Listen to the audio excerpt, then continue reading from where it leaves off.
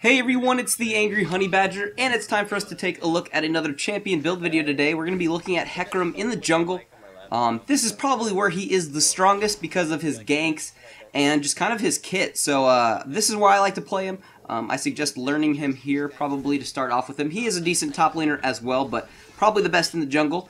What I like to do at level 1 is take that Hunter's Machete and pots. It's pretty standard stuff for jungling, so just pretty normal stuff there, and obviously going to start with those wolves and that blue buff, get a pretty good leash from my my teammates, and we're going to do that. A little bit of interesting gameplay this time in this game because LoL replay is broken, so you get to see a little bit of a live recording, so I won't always pay attention to what's happening in the background. I'm just going to go ahead and talk about the build and let you guys just check it out in that part. As you can see on the enemy team in a second, I think we're going to see the AD Annie, which I believe another YouTuber covered, Tanky AD Annie, and theirs is going to be jungling, so it's something I would highly not recommend, to be honest. She does okay, but it's not recommended. So that's what's going to be going on in this game. I already do have my Spirit Stone because, like I said, this is just a little bit chopped up, but let's go ahead and dive right on into his abilities and his passive. So his passive, if you do not know, you gain, or you ignore unit collision, and you gain attack damage based on bonus movement speed. So the more movement speed you have at a current time, you'll get more physical damage. So you get to see that kind of stack up during the game, and you can see how much you have if you hover over your passive. As for your Q ability, you can take this at level 1 or your W at level 1. Just kind of depends, personal preference. We'll talk about both. Your Q is your Rampage. Basically, this is on about a 4-second cooldown at level 1. So once it's maxed out with some of your cooldown reduction items we will be building, it's going to be great later on to have this on like a 2-second cooldown. So it's going to be great. But you basically just have your, I don't know what you want to call it, your cleaver or your giant axe thing. You just twirl that around, you deal some AoE damage around you, so it's pretty awesome. We're going to take advantage of this later too by getting a Sheen and an item with Sheen in it, so we can keep proccing Sheen so our next attacks do bonus damage, because if you do not know, Sheen does a lot of extra damage because it is procced every 2 seconds if you have an ability that can proc it that often. So this is going to be a great item, and we're going to basically do that with our Rampage. Now this is one thing I will say, you can max out your Rampage first if you're going for the damage there, but I actually like to max out his W, and this is what I'll take at level 2 if I don't take it at level 1, and that is your Spirit of Dread. And basically what happens is you're going to deal some magic damage to enemies in an area, some more AoE, and you're actually going to heal for 20% of the damage that you deal to enemies. So basically you heal off of this while you are fighting, so it's great for kind of tanking fights for a second with it. And it's just great for sustain while you're in the jungle. So usually you'll go in and initiate and then activate it. So you're kind of healing up without taking any damage off the bat when you are in a fight. So this is actually one of the first things I like to max out, so I get a little bit more heal out of it. And it just kind of makes him a really good tanky-ish, but still brawler-ish jungler. It's really interesting. He sometimes feels like he does massive damage, and sometimes it feels like he's a very good tank. So he's just kind of in between depending on what you max out first and how you build him first. So as this game's been going on a little bit in the background, items have changed a little bit.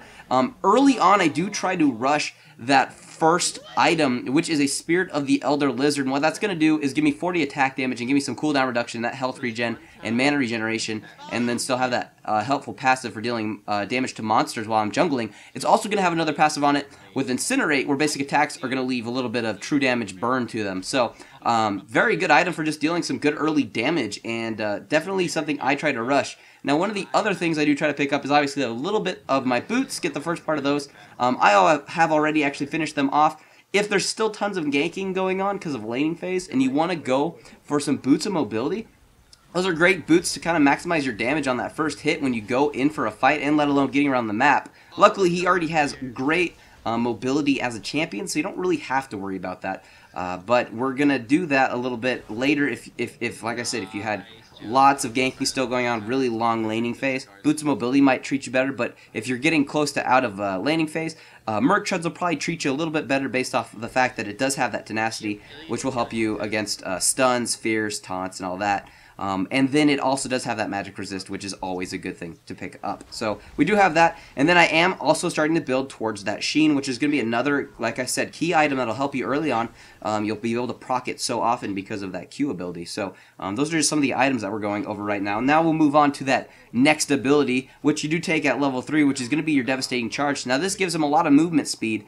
And then over the next 3 seconds, and then whenever he runs to the next target, he basically can knock them back, dealing some damage. So it's great for getting across the map if you need to get across the map quick. It's also great for initiating. So this is a little bit more of that movement and his mobility. So it's really strong when it comes to getting across the map or getting to teams or getting into a team fight. Kind of the initiator, which is why you kind of want to build him with a little bit of sustain in mind. So that is one thing we're going to be doing with this build. As you can see, we did pick up that sheen, and I have picked up a little bit of health too with that ruby crystal. So the build's still going on, and we're picking up some more items that are going to help us. We need to get a little bit more sustain as this game continues. Just get some of that early damage, because you have a little bit of sustain as long as you do max out that W a little bit sooner, which, as you can see, is what I'm pretty much doing. I'm going back and forth between Rampage and in between Spirit of Dread. So that's just what I like to do. At this point, we did pick up a Kindle Gem, which is going to go towards one of our good items, which is going to be very helpful, which is going to be a Spirit Visage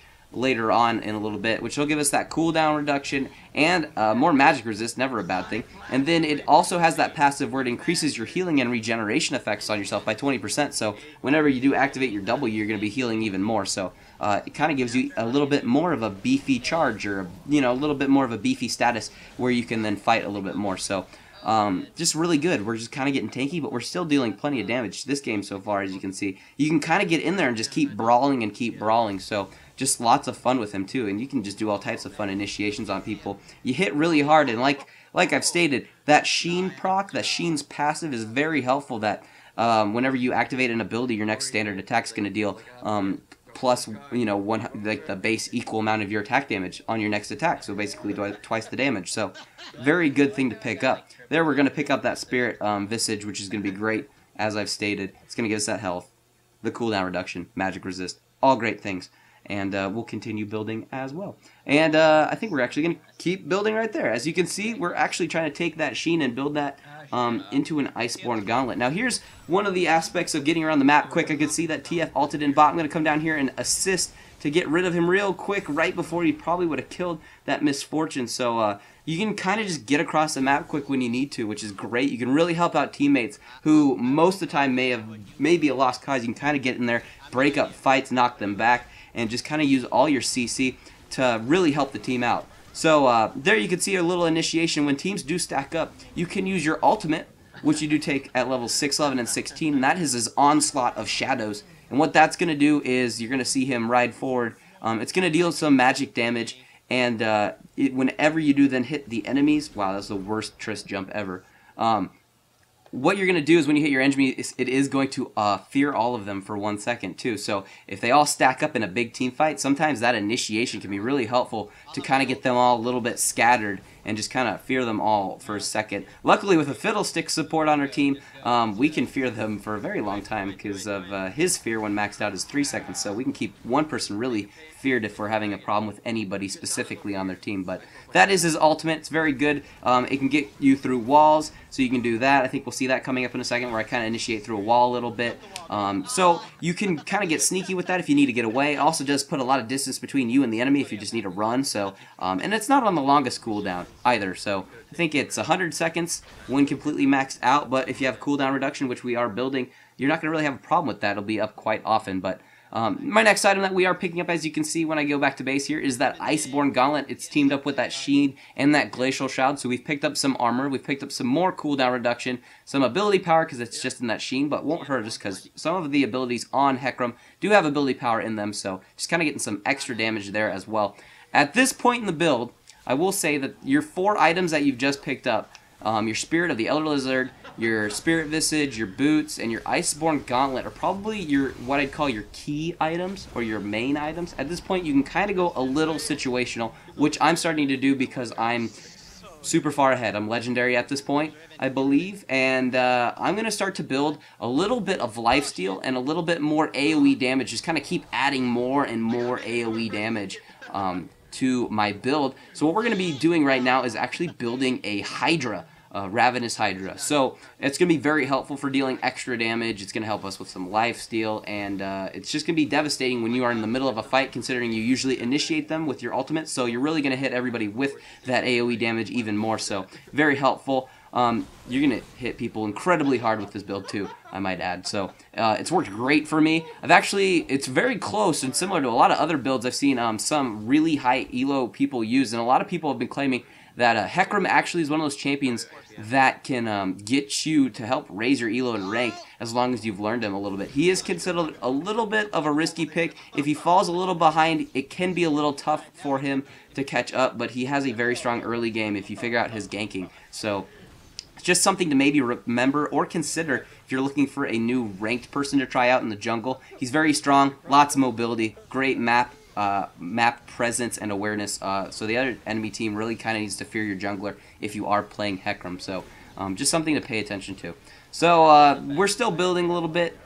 We do have the Tiamat part of our build. We don't quite have the Hydra. I think we'll probably go back and pick that up now. So we will have that Ravenous Hydra, which I will say, if you want to go more damage because you're ahead, go get that Hydra. It's going to be a good item if you're ahead. If you are not, one of the other items I would highly recommend is a Sunfire Cape or Randuin's Omen. Great items, depending on which one you need. If you want more health, and then the slows from the Omen, those are great. If you want some more AoE and some health and some armor, the Sunfire Cape is a great item. It's even a great item if you want to just go more tanky and buy that early. So if you just want to go for maybe that Sunfire Cape after that Spirit and just kind of go that way, you could have your first jungling item, your boots, your Spirit Visage, and your Sunfire Cape. You'll be pretty tanky. You'll still be helping the team out with damage too, but you'll just have even more AoE, and you'll just get to tank that fight for your team a lot longer. So you don't need to necessarily build him out completely all full damage. He'll do plenty of it without lots of damage. So he's got a lot of AoE, and it really does add up. So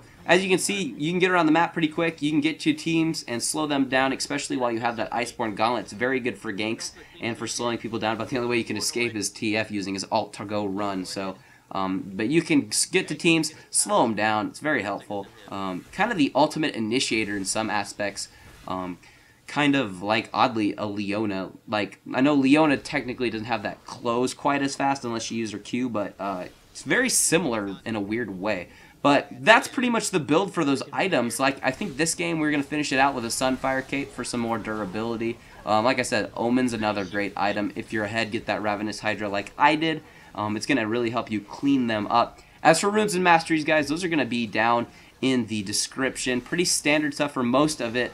Not too different, but just some good stuff down there. But that's going to be the game. If you guys have any questions, put those in the comments below. But I'll just see all of you in the next build video.